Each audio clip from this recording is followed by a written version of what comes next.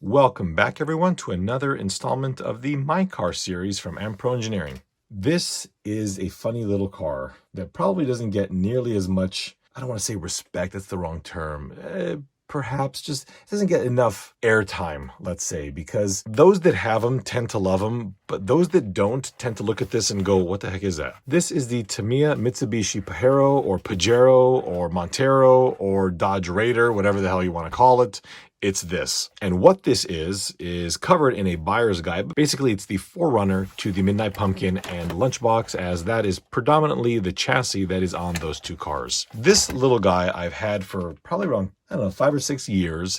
It came as a pretty hammered body with not so much of a bad chassis. I bought it before the Montero was released on the CW01 chassis. So at the time, they were fairly rare. I want to say I paid about $110 for it. And for that, I got a fairly decent chassis. I mean, there's really no damage to it. Maybe some scratches here and there, but it's not too heavily abused. The body was rough. There's quite a lot of filler in these corners. And I did an okay job on it. I wouldn't say it's as good as some of my newer projects, but it didn't come out too bad. I, of course, ignored the box art paint scheme and went with something more fun. This one here is a Testures Copper.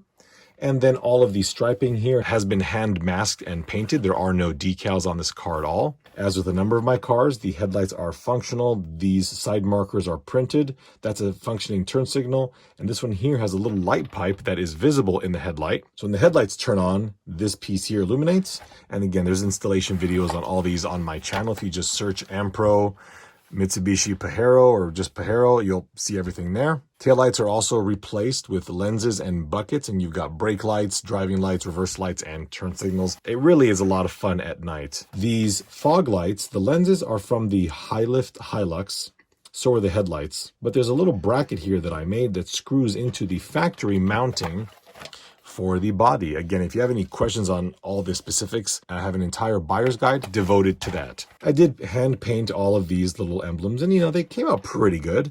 I've seen people go as far as to individually paint each one of the grille openings and maybe paint the main panel in a gray or a silver, and they really, really look good.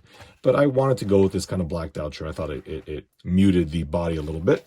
I don't remember really what is in the car, so let's take a look at what I've got in here. There's a couple of cool things on the chassis. It has a set of Hornet rear shocks that are mounted to the transmission with a little adapter. And again, these are on my Shapeways. So it has Hornet rear shocks, so you've got oil-filled rear shocks. There's a decorative MSC resistor. And this thing, I think you tilt up, push forward. It's been a while. I never take the body off to change the battery. I just kind of slide it through the window. I know you can do it. Oh, there it goes, and it's off.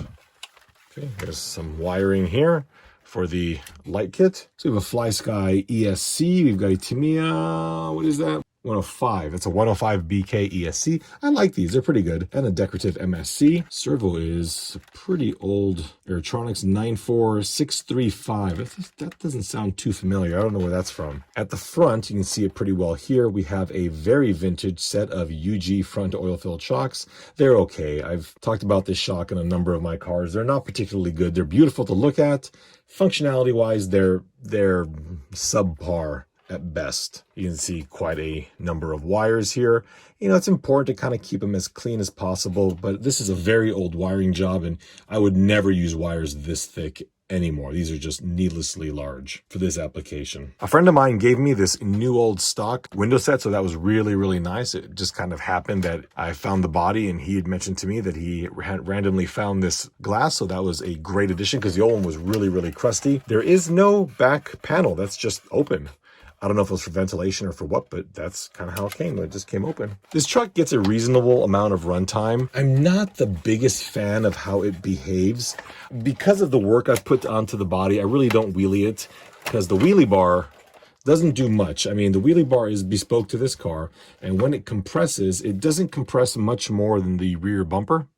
So you can see that there. So it's really easy to scrape the bumper, and therefore I really don't wheelie the car. But it is fun to go on walks with. It really behaves like it wants to fall over. Even just traveling along at a really low speed, it's odd. It just feels like a gentle breeze and the thing's going to be upside down.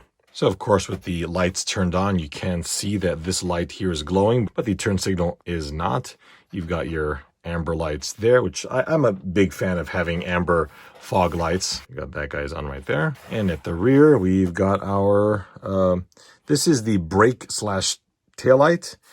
It looks miserable on camera. All that glowing really isn't there in person. There's a little bit, but it's not too bad. Where I screwed up on this is I did not paint the bucket. I should have painted it black and then silver and then red in the top and orange in the corresponding areas, and I didn't do that. So there's more bleed than I usually have. Again, it's not as bad as it is on camera, but it's not what I usually like. Anyway, so there is my truck. Like I said, I do like to drive this thing at very slow speeds. What I'm going to do to it very soon is install a trailer hitch onto the chassis so that there's an actual physical hitch on the back of the vehicle that's not attached to the body, of course, or the trans. Because this, I think, would be a good tow truck, especially adding a little ballast weight in the front. These transmissions are utterly indestructible, and I think it would look pretty good. Well, folks, that is it. I hope you enjoyed this video, and stay tuned because we've got a lot more stuff coming up.